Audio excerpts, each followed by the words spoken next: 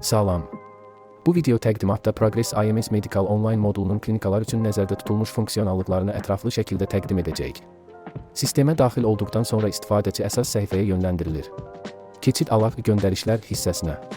Bu səhifədə sığorta şirkəti tərəfindən həmin klinikaya yaradılmış göndərişlərin siyahısı əks olunur. Burada istifadəçi müəyyən tarix intervalı üzrə sığorta olunan şəxsin kart nömrəsinə və adına əsasən axtarış aparmaq imkanına malikdir. İndi isə göndəriş formasına nəzər salaq. Bu forma 6 əsas hissədən ibarətdir. 1. Ümumi məlumat bölməsi, göndəriş və sığorta olunmuş şəxsə dair əsas məlumatları əhatə edir.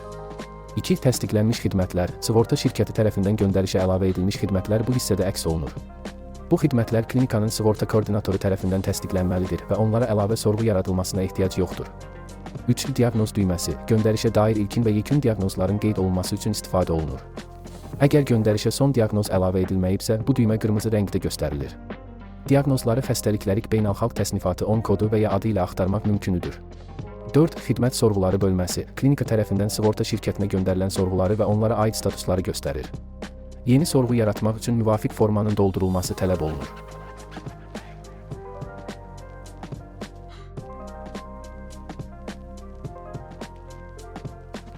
Sorğular eyni zamanda şablon xidmət qruplarından kütləvi şəkildə əlavə oluna bilər.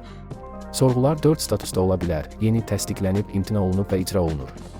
Yeni statuslu sorğulara düzəliş etmək və ya onları ləğv etmək mümkündür. 5. Reseptlər bölməsi, həkim tərəfindən tərtib olunmuş resept blanklarının qeydiyyatı üçün nəzərdə tutulub. 6. Həkimə göndəriş sorğusu, bu hissədə sığorta koordinatoru klinikanın digər şöbələrinə göndərişlər üçün sorğu yarada bilər. Sorğu formasında göndərişə dair bütün məlumatlar daxil edilməlidir.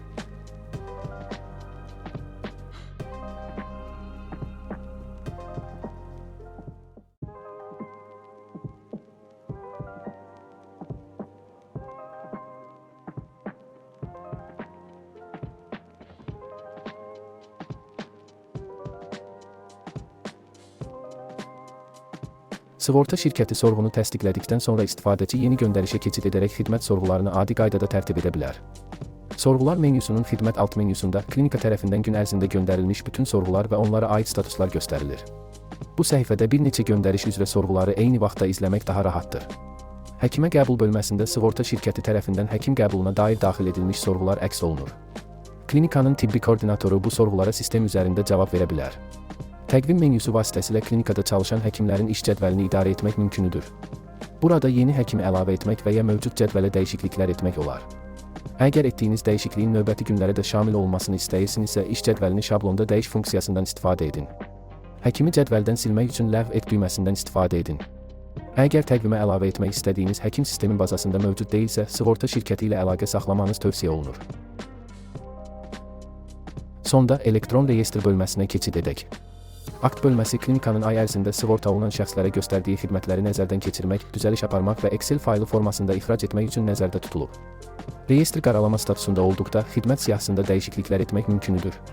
Sığorta olunanın kart nömrəsinə görə axtarış apararaq ona aid xidmətləri nəzərdən keçirək, yeni xidmət əlavə edə və ya mövcud xidmətlərə düzəliş etmək olar. Göndəriş nömrəsinə klik etməklə göndərişə keçid ala bilərsiniz. Nömrənin qırmızı rənglə işarələnməsi son diaqnozun olmaması deməkdir. Məlumatlar yoxlandıqdan sonra ekspertizaya göndər düyməsi vasitəsilə reyestr sığorta şirkətinə təqdim olunur. Sığorta şirkəti tibbi ekspertizanı başa çatdırdıqdan sonra tutulmuş və yekun məbləğlər sistemdə əks olunur.